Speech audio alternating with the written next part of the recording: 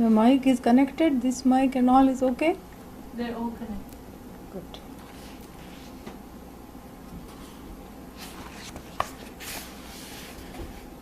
ॐ सहना भवतु सहनौ भुनक्तु सह वीर्यं करवावहै तेजस्विनावधीतमस्तु मा विद्विषावहै ॐ शान्ति शान्ति शान्तिः।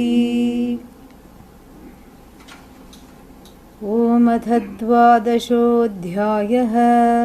अर्जुन उवाच एवं सततयुक्ता ये भक्तास्त्वां पर्युपासते ये चाप्यक्षरमव्यक्तं तेषां के योगवित्तमाः। श्रीभगवानुवाच मय्यावेश्य मनो ये मां नित्ययुक्ता उपासते श्रद्धया परयोपेताः ते मे युक्ततमा मताः। ये त्वक्षरमनिर्देश्यम् अव्यक्तं पर्युपासते सर्वत्र गमचिन्त्यं च कूटस्थमचलं ध्रुवं सन्नियम्येन्द्रियग्रामं सर्वत्र समबुद्धयः ते प्राप्नुवन्ति मामेव सर्वभूतहिते रताः।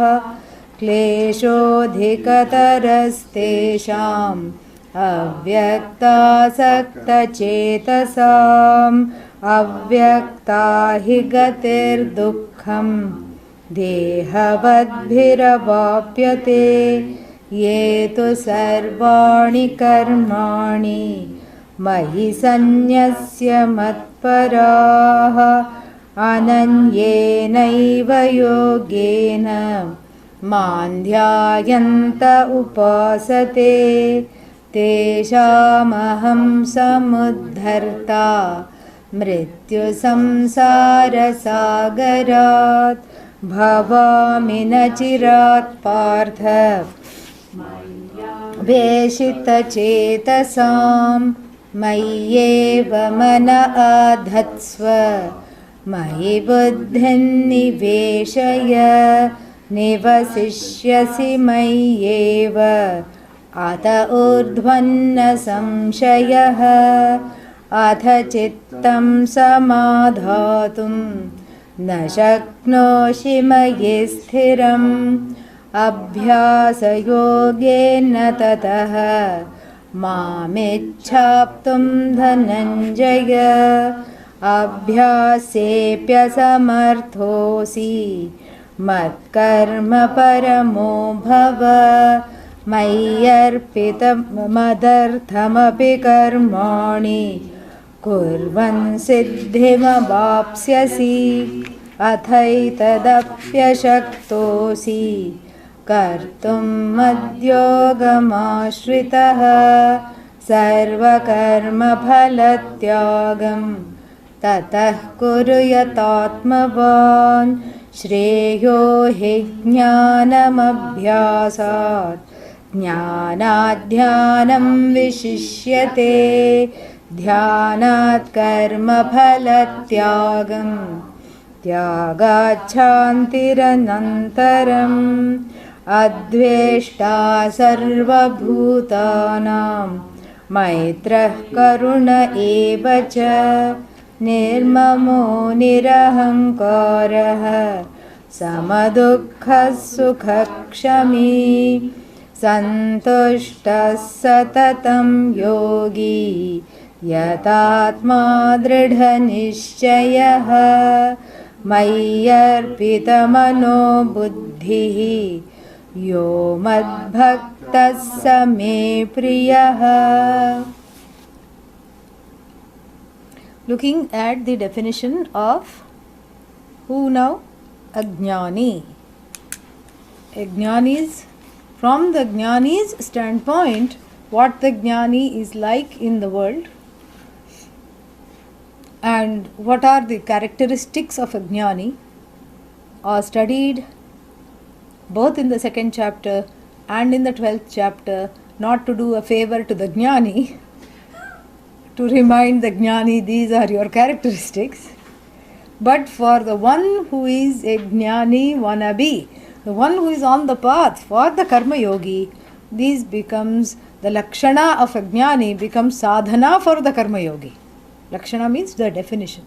So the definition of what the Jnani is like, what are the qualities and the attributes of a Jnani, how does the Jnani move in the world, become the stepping stones or the sadhana, the practice for the Karma Yogi, who can adopt these qualities or not adopt, cultivate rather, that's a better word, cultivate these qualities, slowly, because, it is not something adveshta sarva bhutanam. Yesterday we saw the incapacity to dislike anything, anybody. That is not something that comes in a suddenly, right? That is something that has to be cultivated, sometimes for several lifetimes in one row. So here what is talked about is that the Jnani's lakshanas, the lakshanani, what happens to them, they become the sadhana for the Karma Yogi. So the Karma Yogi can see, okay, this far I have to go. Adveshta sarva bhutanam, cross, okay, not there yet. Maitra, all right, little bit friendly I am. I think I can be friendly. I can become friendlier. Karuna, okay, that is still, I have to work on karuna. Samadukha sukha, what's that? How do you spell that? So, the Karma Yogi can, compare not in a bad way, but it's a healthy comparison to see that, okay, I have a long way to go, or I'm very good in these things, and these are the areas where I need to develop. So it gives so it's not that this, somebody said, this is the first portion of 12th chapter for Karma Yogi, second portion for Jnani. It's not like that. It's all for the Karma Yogi alone. Because the Jnani doesn't need to read Bhagavad Gita. Okay? Because the Jnani is the one who has read, assimilated and is living the meaning of the Bhagavad Gita. So therefore, this has to be understood properly. So these, the latter half of chapter 12 is also for who? For the Karma Yogi alone. So then, verse number 14, Santushtaha, we read it yesterday, Santushtaha Satatam Yogi, Santushtaha, Samyak Tushtaha, from Tush, to be happy. Tushtaha, past passive participle, always happy. Santushtaha, happy with being oneself. This is a Santushtaha. When is the person Santushtaha? Satatam means always. Usually what happens to Santushti? Comes and goes. When everything is going according to how I want it to go, Santushti. Right? And when nothing goes how I want, no Santushti. And morning Santushta, afternoon, no Asantushta. Because of Asantushta becomes Dushta. Dushta means, Dushta means the one who is, a mischief maker. Yeah. Because of Asantushta, herself becomes a Dushta. So here, the Tushti is even. It is not based on what we are studying in the Panchadashi, the object joy. It is based, since it is based on the subject, there is samatvam in its expression. So the person who is happy for no reason. And two examples are given in the Brahma Sutra to describe the Jnani. The one is that of a child. Unless the child has had some traumatic events in its life, early life, and if it has had a stable childhood and is satisfied, then it is happy for no reason. It's just happy with itself because it's still early in life. The last life's memories are still not come back. And then what? This life, the raga dveshas haven't completely developed yet. And so there is a little bit of a freedom. The child doesn't have to cook, clean, go to work, pay the bills, mortgage, all these things are not there, take exams, all these things are not there. So there is a certain carefreeness. So there is a big discussion in the Brahma Sutra. The Jnani is described as though he or she is childlike. And the big discussion is where the Purva Pakshi, the opponent, questions this and says, so will he need a diaper? You're Jnani, because if he is childlike, the child doesn't know when it has to go, so the Jnani also will need a diaper. No, that's not the idea. Not childish, childlike. In its demeanor, both the Jnani and the child are one and the same. The other, example that is given is Unmatta. Unmatta means what? Slightly mad. Yeah, slightly mad. So the Jnani is mad? No, the Jnani is not mad. To the other people, the Jnani being happy for no reason appears to be slightly unhinged. Because when somebody is happy with no reason, you say, okay, what's wrong with you? That is from the standpoint of the common people who are used to this yo-yo of the daily strife. So these are the two examples that are given: innocent like a child, happy like a child, and then happy like a person who is slightly unhinged. The village simpleton who is very happy, cannot harm a soul, and laughs at everything and receives whatever is given to him. It's like that the Jnani is, except that there is no brain damage. That's not there. So minus the brain damage, the demeanor is that of the child or the simpleton in the village. So therefore, santushtaha means without any reason, because the tushti does not depend on acquisition of the desired and the disposal of the undesired. These are the two reasons why we have tushti in the world. So why are you happy? I got what I want. I finally got what I want. There should be the word finally. Otherwise, if you get it easily, there is not that much santushti. There is only tushti. So for santushti to come, you should get what you want after a lot of effort. So you get what you want. Oh, this is wonderful. I got what I want. One person says. What is it that you wanted? I wanted to sell my old car, which was a jalopy. In fact, it cannot be called car. It was bekar. Bekar means useless. So, and I wanted to sell this. And I kept selling it. One look they would take at the make and the model, how long ago, and everybody would run away. Finally, I found one person. I sold it to somebody and who didn't have a lot of money, who was very happy to be able to get a car for, this price. I'm very happy. I got what I wanted. And the other person is somewhere else is also jumping around.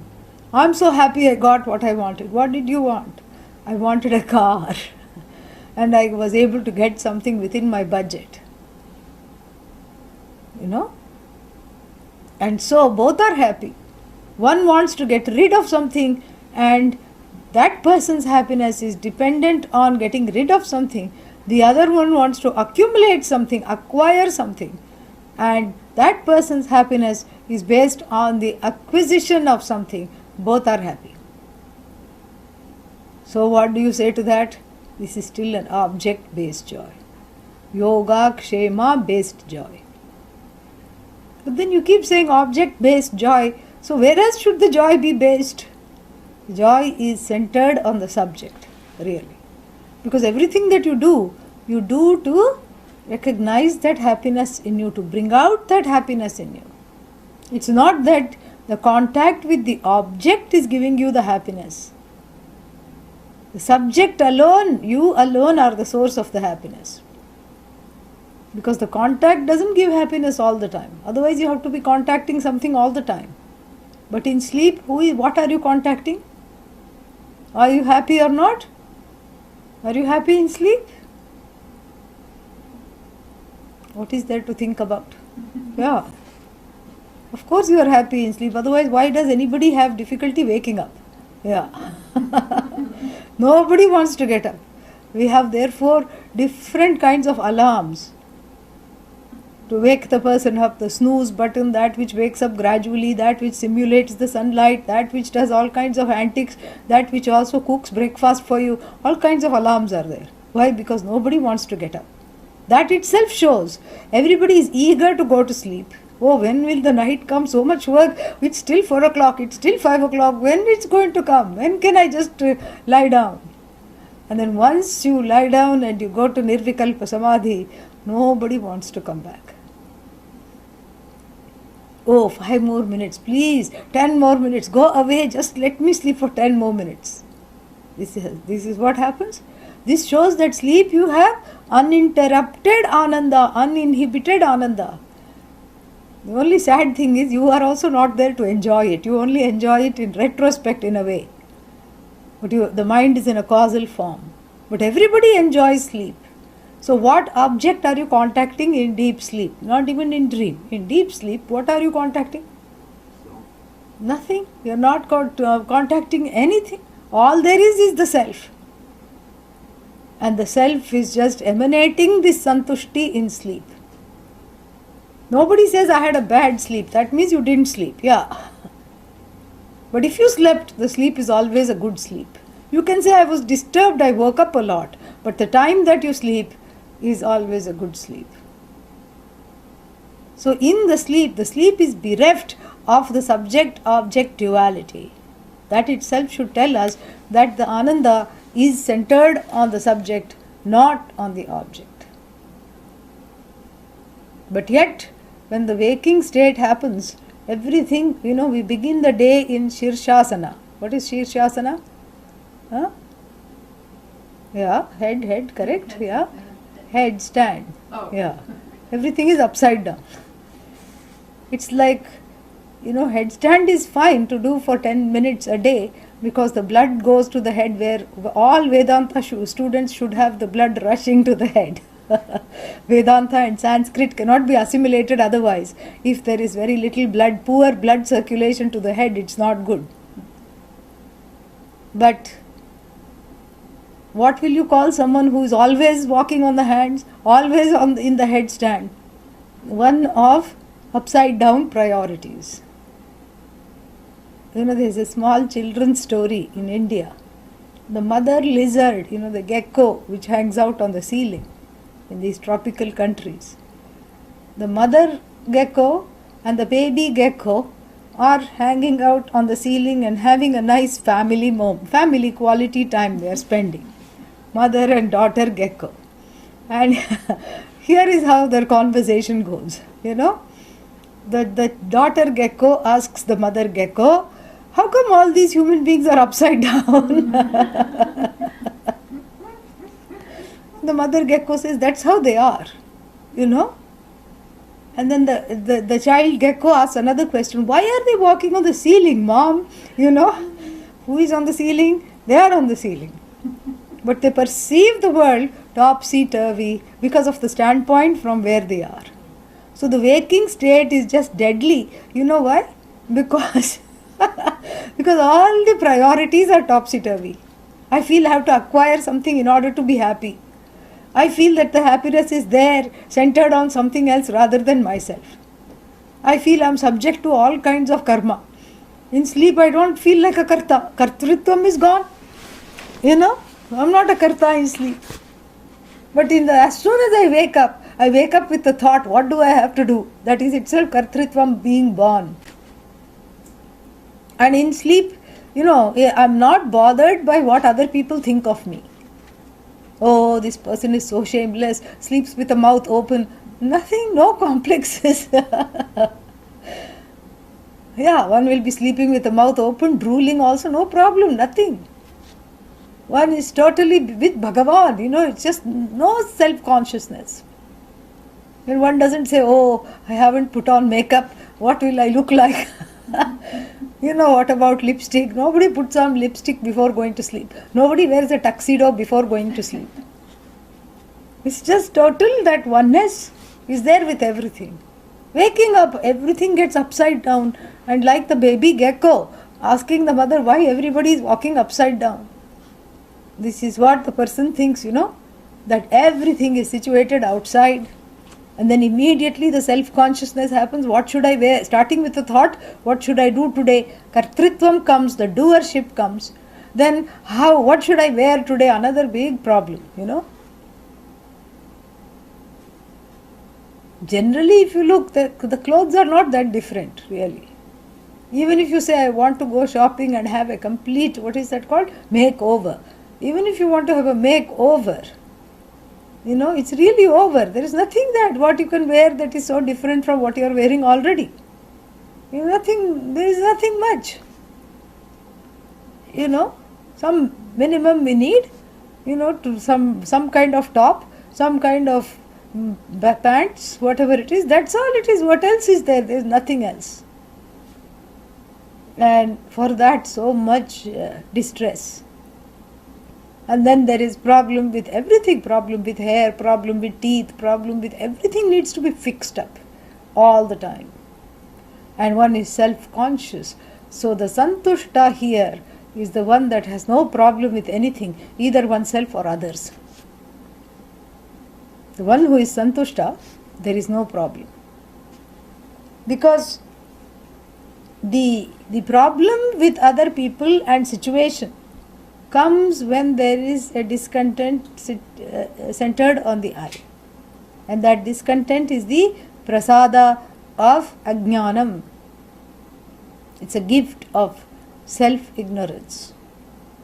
So with the self-ignorance gone, the discontent meant was an impostor, so that is the byproduct of ignorance. So when ignorance goes, the byproducts will also go, correct? Byproducts won't stay. When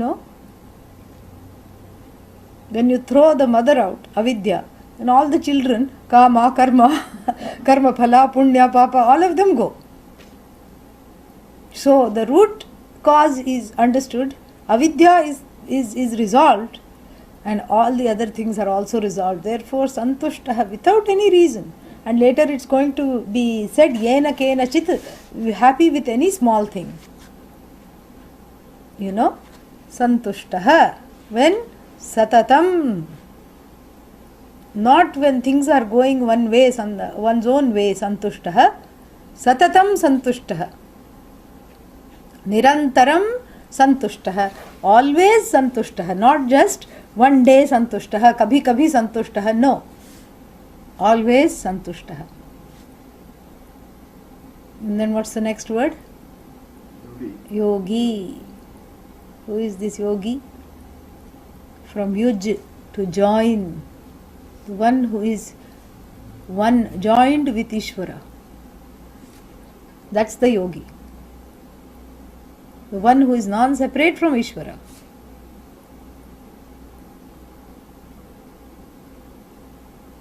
Yuj also means nirodhe. That's the definition that Patanjali gives for yoga. One definition of yoga. Yogaha chitta vritti nirodhaha, meaning having a say over the ways of the mind is yoga. But that is not what is talked about here. Yogi means the one who is one with Bhagavan, meaning knows very well, myself and Bhagavan are one and the same, there is no other Bhagavan, that is I am looking for. Kena Upanishad puts this beautifully. Nedam yadidam upasate, not that which the people worship. Tadeva brahma tam vidhi, tvam vidhi, nedam yadidam upasate. See that as Brahman. What is that which is Brahman, which is Bhagavan? Yad vacha anabhyuditam, yena vag abhyudyate, tadeva brahmatvam vidhi, nedam yadidam upasate. that which is not able to be captured by speech, that because of which speech is itself existent, from which knowledge all speech arises, itself not a product of speech, itself that which cannot be captured by speech as an object. Know that to be Brahman, not that which people worship. Yeah. So here, in the Karma Yogi who is supplicating to Ishvara, Karma Yogi is also a Bhakta. Karma Yogi is also a Yogi, because what is the word, the second word in Karma Yogi? Yogi. So how is that Yogi different from this Yogi? That Yogi is trying to forge a link with Bhagavan step by step. We have seen those steps. First as a devotee, first as someone who is the giver of the fruits of action, baby step. Okay, I am not producing the results, I am just in the place of receiving the action, so there is one baby step in devotion. We saw that yesterday. Then, okay, you are not just the giver of the fruits of the action, you are also the actor. That requires a little more maturity, correct? Yeah.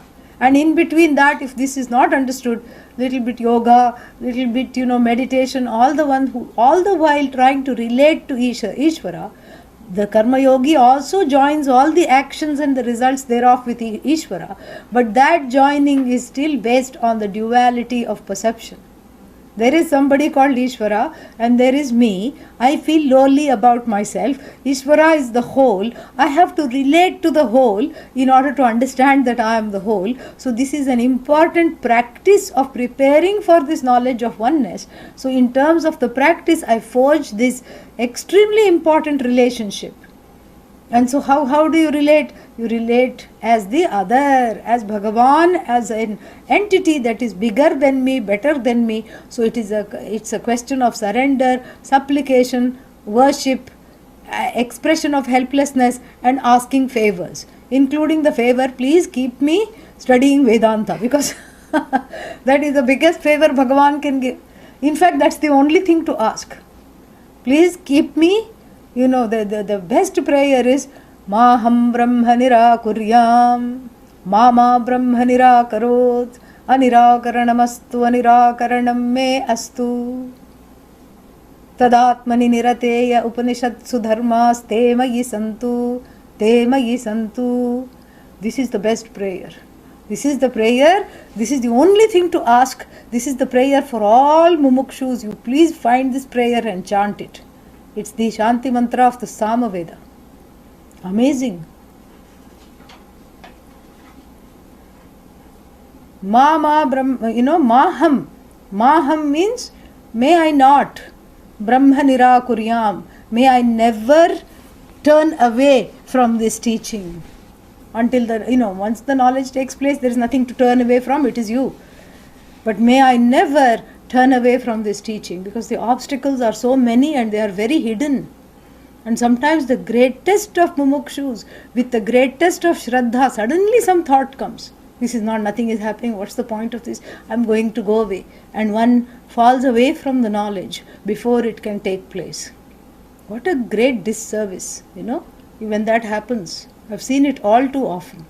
Or some blocks come, some resistance comes, some fear comes. Fear of surrender usually, Shraddha, lack of Shraddha comes, and then one goes away from the knowledge, or one just feels lazy to pursue this, and let other tendencies, Kama, Krodha, etc. get the better of them, and so therefore one misses. So Maham, never may I, O Bhagavan, go away from Brahman. This should be our prayer. This should be everyone's prayer. And then what's the other side? Mama Brahma Nirakarot. May Brahman never go away from me. Where will Brahman go away from you? Tell me. This I am interested to know. First of all, can you go away from Brahman? If you go to Hawaii, is Brahman there or not? Yes. If you go to moon, is Brahman there or not? Now they are building colonies and condos on the moon. So if you go and buy a condo on the moon and sit there, is Brahman there or not? Yes. Even if you go to some Saturn planet, Brahman will still be there. Where is Brahman not? So what does it mean, may I not go away from Brahman? May I not go away means, may I not turn my back against Brahman. You can only go away, as though go away, but that as though going away, turning your back to the study, that itself is a big pratibandha. So may that never happen. And may Brahman never neglect me. Nirakarot.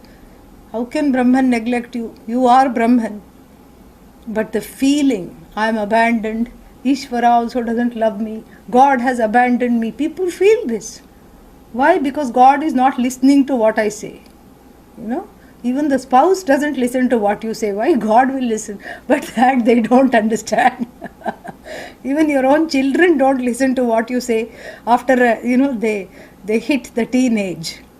Spouse doesn't listen to what you say. Your own loved ones don't listen to what you want them to do.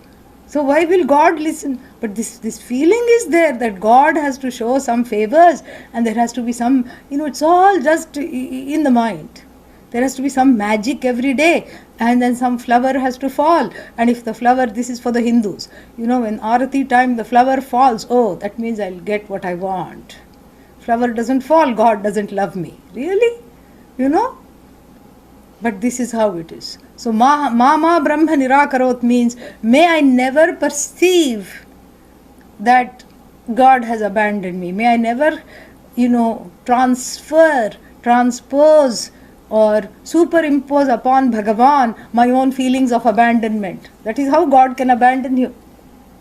God doesn't abandon anybody. Your own feelings of abandonment are superimposed upon Bhagavan, and then the person says, God has abandoned me. Yeah, that is Mama Brahma Nirakarot. Anirakaranam anirakaranam me astu. Just to be on the safe side, I repeat the same thing again. Let there be no negation for me. And ye Upanishatsu dharmaha tad atmani nirate. So for the one who is pursuing this knowledge, the dharmas that are mentioned in the Upanishads. What dharmas? Shama, Dama, Titiksha, Uparati, Shraddha, Samadhanam, Te Mayi Santu, may they abide in me. And again, one more time, because it's the end of the, prayer. Te Mayi Santu. This is the only prayer, this is the only thing to ask for. Otherwise, what happens? The one is keeping on asking for things all the time. So what's the difference between the Karma Yogi and the other yogi described here? Both are yogis, but with a difference. The Karma Yogi is not understanding that non-separateness, is forging a relationship. Here the Karma Yogi is the one who is given to the Karma Yoga as a lifestyle. There yoga means the one who is joining with that lifestyle of commitment. Here the one who is joined straight away with Bhagavan. Perhaps as a result of Karma Yoga. That is also okay. So the one who is non-separate from Bhagavan. And so here the one who knows that Bhagavan is not somebody who is sitting there dispensing chocolates from Swarga. Yeah. Got a bada box of divine chocolates, thoda flowers also in between, and then here you have been good, take. No, you have been bad, no. Oh, you have diabetes, no. This is this is not what Bhagavan is. The Jnani knows. So yogi means the one who is Ishvara, the one who is non-separate from Ishvara. There's no other entity than me who is Ishvara, the one who is firmly understands that. When is that person? When is the Jnani a yogi? The word Satatam, always. So you see, the Satatam bridges Santushtah and Yogi. It's a very, very nice, ornamentation of that word, which qualifies this side and that side. And that is explained. It is called Dehali Deepanyaya, the logic of the light kept on the compound between two houses. Let's say there are two houses and there is a wall in between the two houses, and you place a lamp there. Which yard will it light up? Both of them. So the word Satatam qualifies and lights up and enhances the meaning of the word Santushtah, Satatam Santushtah. It also enhances and qualifies the meaning of the word yogi, Satatam yogi. Another same Nyaya is expressed differently. It is called Kakakshi Nyaya. Kakaha means crow. Akshi means eye. And the urban myth, this is not true, but the urban myth, when the crow looks, it doesn't look like this. How does it look? Like that. And then if he wants to look the other side, it will look like that. So, the children are told in India that it has only one eyeball, the crow. So if it wants to look, it shifts the eyeball to this side. It has two eye sockets, but only one eyeball. And so, like Cyclops. And so it shifts the eye to this side. That's why it has to turn the head. And then when it wants to see something from the other side, it shifts the eyeball to the other side and looks. This is called Kakakshi Nyaya. It's not true that there's only one eyeball. This is a perception. So like this, the Satatam first goes on this socket of the eye of the crow and casts a new meaning, and this side also it comes and then enhances the meaning. Kakakshi Nyaya, same thing, or Dehali Deepan Nyaya. Then what? Yatatma. Yatatma means the one who has done yatna, the one who is, with oneself, one who is together, the one who is a Swami, a master of oneself. Yatatma. Meaning what? The self is not all over the place. The self is not. What do you mean by the self is not all over the place? The self is not in hard to find places, like in the house, in the possessions, in some notions. This is where the problem is, because there is no vairagya. So there is no self-mastery, there is no objectivity, there is no correct way of looking at things is not there. Therefore the self is given away. One gives one heart away to all kinds of things, and one is spread thin in that sense, spiritually spread thin, because there is no heart there for the study anymore. Because too many irons in the fire, too many pursuits, not even too many pursuits, too many priorities which are equally valued. This is the problem. The problem is everything is equally valued. Then anything can displace this, you see. So one is studying very nicely, but if the study is valued alongside shopping, then what will happen? And such a person says, study is very important. I'm not saying no, I'm very committed to the study as long as nobody invites me to go shopping. So when, the class is going on, this is an internet class, the phone comes, because nobody turns off the phones for the internet class, and phone comes. So what are you doing? I'm listening to class. Actually, when you're talking, you're not listening. But you say, you're listening. Very interesting class on Gita is going on. I'm listening to class. What class? Yesterday also I called at the same time. You were listening to the same class. Yeah, that's true. I find it interesting. It's nice, So, I called because I thought you should come shopping. It's very, but this class. No, come on. Isn't there class tomorrow also? Yes. What about day after? Yes, so you can attend anytime. All right. So then what? Finished. Because both are equally valued. This is our problem. Because the heart is given away, because one doesn't know what is it that one is seeking. This is why yesterday I spent so much time on Purushartha Nishchaya, only to learn that the recording is not there. So that is why the Purushartha Nishchaya is very important. So those who want to hear yesterday's class, you please send an email to the same place where you registered for the class, and then we will post the link on the website so you can have it. It did not get recorded on the live stream, but fortunately it is still recorded here on this where you are watching. So we can send you a link and you can watch it. So Purushartha Nishchaya is very important. What is Purushartha Nishchaya? Huh? Moksha. The determining that moksha is my only goal. That is Purushartha Nishchaya. And if Purushartha Nishchaya not more important, that's the only thing that is to be pursued. Yes. I'm glad you corrected yourself. Very good catch. Yes. So, that is the only thing to be pursued, nothing else. All other things are a huge, colossal waste of time. This is Purushartha Nishchaya. Like the person headed to the airport. I have given you this example. The person headed to the airport may drop off the dry cleaning on the way, may pick up something to eat, may visit a friend, may have a cup of coffee, may visit a temple, and then go to the airport. All the while when the person is doing all these things, where is the person headed? To the airport. So like that. So all the other things I do are just on the way for gaining preparation for this knowledge. So is shopping a good preparation for this knowledge? Perhaps, you learn to be kind and not push and pull and all these things, perhaps. But really speaking, the feeling that Brahman is one more thing to be gained is the main reason why people go away from the studies, why the mumukshutvam becomes weaker and weaker. You see, even within your oneself, some days the head is on fire, certain other days, today also class. What happened? Did the teacher change? No.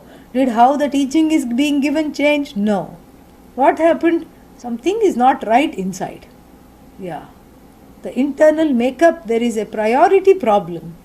And the priority problem means the inability to be able to see the goal clearly and to choose the goal happily, willingly and with great excitement. When that is not there, then Brahman becomes yet one more thing to know. If Brahman becomes yet one more thing to know, then that means it competes with all your other priorities. All the other things needing to be done are on equal, plane, and Brahman is one more thing. And therefore people say, I don't have time to pursue Brahman because I'm already doing this, that. I'm already doing modern dance and jazz and yoga and a few bhoga and all these things. And if I start pursuing, I'm doing already other yoga and bhoga, and if I start pursuing Brahman, I will get roga. Roga means disease. Yeah. So if this is the situation, people say I don't have time. Why is there the pervasive delusion that there is no time for Brahman? Because it is seen as something other than me, something on a par with all the other activities. No. It is the activity, the pursuit of Brahman is the only thing knowing which everything is as well known. Gaining which all your other priorities are included. Everything is included in moksha. Everything is included in Brahman. And Brahman being the limitless you, when you focus on that alone, in fact, the same Bhagavan Krishna in this Bhagavad Gita itself promises that those who pursue the non-separate knowledge of me, the knowledge of me as non-separate from themselves, then I will carry their yoga and kshema. I will carry their desires. I will be responsible for fulfilling their desires. I will see what is important for them and what they need will come. This is what it is. And you see this with yourself. You may have already seen this. Committing to this 1 month course, perhaps there were a lot of fears, so many classes all the time. How am I going to do all these things? What am I going to do? How is this going to go forward? What is going to happen? How to go from day to day? So many classes, how to, balance work, meals, sleep and all these things and all the other activities, parenting, etc. But you see, all that is being managed through Bhagavan's grace. And the more you are committed, the more effortless it becomes because the sense of I is gone. And if this knowledge is not there and you try to juggle all the priorities, you feel fit to be committed in a different way. Yeah. Yeah, you feel like calling and saying, please take me from here. I need a quiet place to rest for 72 hours. This is what happens. Because this thing is not there. The viveka is not there how to do all this, because one gets caught up in doership. One thinks I am doing everything. And therefore one is completely hijacked by doership.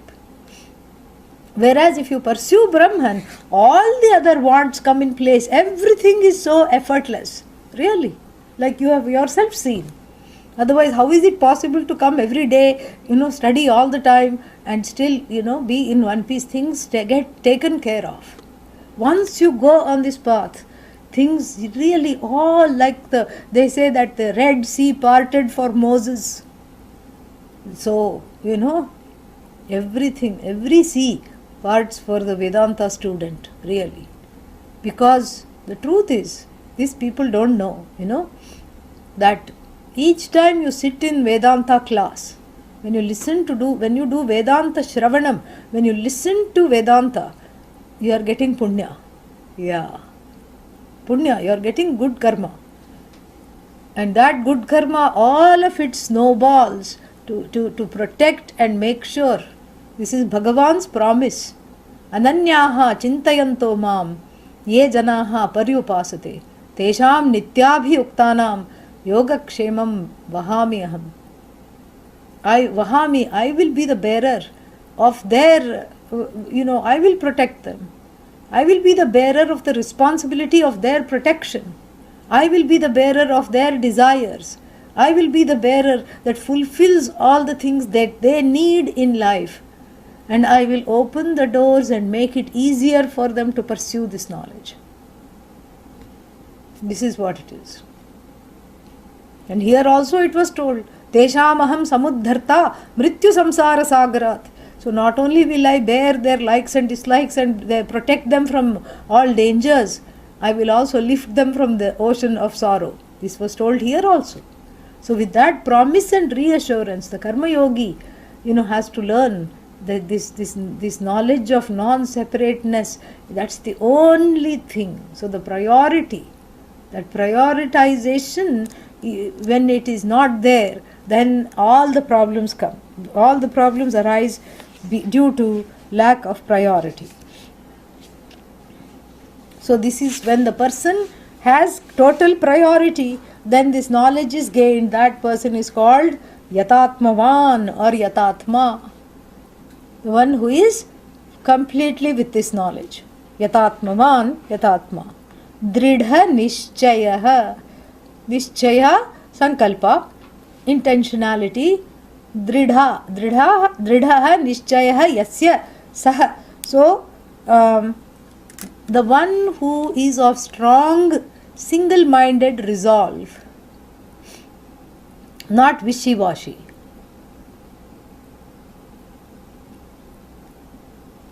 Should I study Vedanta or should I not?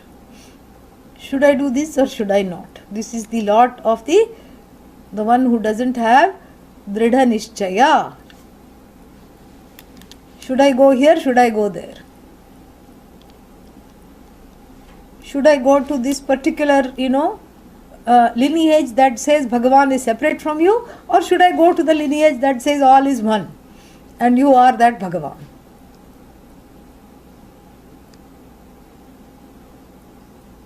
So many choices, and usually the person makes choices by default. Really, the most important choices are made by default, because one is afraid to make the choice because there is a commitment involved.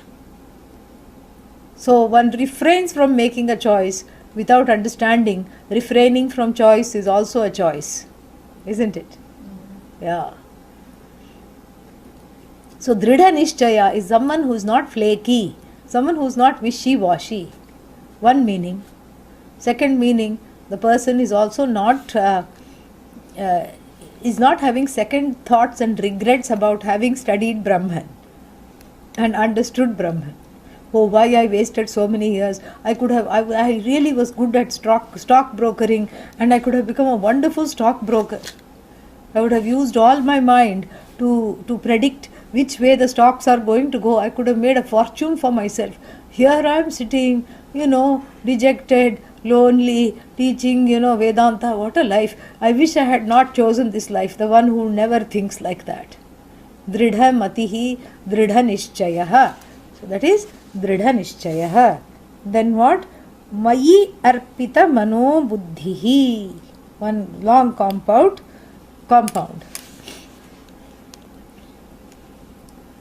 Mayi arpita mano buddhihi. Mayi arpite, Mayi Ishvare arpite. In Mayi here is not in me. In me, Bhagavan is saying, so in Ishvara, one whose buddhi and mind, again we saw yesterday or day before we saw the distinction between buddhi and mind. So one whose buddhi is also in Ishvara. Buddhi means commitment. And one whose mind, whose thoughts, whose being is with Ishvara alone. The one who sees Ishvara everywhere, without needing to pray as a conscious act. The one who is prayerful. Ishvara is everywhere for this jnani. And so many stories like this we have. An old man was sleeping with his feet towards the Shivalinga, which was outside the temple. A small Shivalinga was outside the temple, and this old man was sleeping with his feet pointing towards there, which is seen as not a very respectful thing to do, not a very devotional or a reverential thing to do. The temple priest, the pujari, came and said, "What are you doing? You're disrespecting Shiva. You have your legs, your feet are pointing towards the Shivalinga." And the old man says, "I'm really tired. I just came to have a nap. Take my feet and put them wherever you want, where there is no disrespect possible." So he puts from 6 o'clock, he takes and puts at 9 o'clock, another Shivalinga comes right there. Then he puts it at 3 o'clock, one more Shivalinga. Then he drags him all the way around and puts it at 12 o'clock, another Shivalinga comes. And then the temple pujari has an instant Vedanta lesson. Yatra yatra mano yati, tatra tatra tava pada pankajam. Wherever the mind goes, that is where it is. Wherever it is, there is no place where Bhagavan is not. So wherever the mind goes, there the jnani sees Bhagavan. And you can do that. You can also practice that kind of open eye meditation. You watch out, sit there, watch out of the window. You see some trees, some leaves, some, the wind blowing. And you say, what is the truth of this tree? What will you get? You will say seed. What is the truth of the seed? You have to go after a few seed tree. After a few rounds of infinite regression, you have to say Ishvara, correct? Then you see the Ishvara, just enjoying itself in the form of the tree. Then you say, what is the one who is seeing the tree move? That person also is Ishvara. Ishvara is allowing the sight to take place. Ishvara is the sight. Ishvara is the seer. Ishvara is the seen. You are already in oneness. Yeah, this is a meditation. Then you see a child playing in the water. Then that also becomes an extension of the meditation. In everything that you see Ishvara. First level, everything that you see Ishvara. Yatra yatra mano yati, tatra tatra tava pada pankajam. Wherever my mind strays and wanders, there alone, O Lord, are your lotus feet. That is the first level. Then the second level, yatra yatra mano yati, tatra tatra samadhayah. Wherever the mind goes, there is a resolution of the seer seen, and I know that all this is Ishvara alone. Very beautiful. And so the yogi is, yatatmaman dridha nishchayah mayi arpita mano buddhihi. And so, is there bhakti in this or not? Without bhakti, can this be done? No. Bhakti is in fact the essential thing. Only thing is the bhakti is non-separate from the self. The object of bhakti is non-separate from the self. And the subject-object resolve in that. The bhakti is just there. It is in one endless bhakti. And such a bhakta, same priyaha. How is that put? Mad bhaktaha. This kind of a bhakta, this kind of a devotee who is me, who is resolved in me, is dear to me, is beloved to me. That means what? The other bhaktas have no chance. Bhagavan has picked some chosen few favorites. Only these bhaktas, desires will be fulfilled. The other bhaktas, not a chance. Correct? Yes? No. What is the meaning here? Yo mad bhaktaha means the one who is me alone. Yes. Who is non-separate from me? Who is saying this? Bhagavan is saying. The one who has chosen me as their identity. The discovery of myself is their identity, is the discovery of their own self. And once they have discovered me, they are resolved in me because there is no I there. There is only Ishvara. There is no separation. So such a person is dear to me, beloved to me means what? Is myself alone, there is nobody else.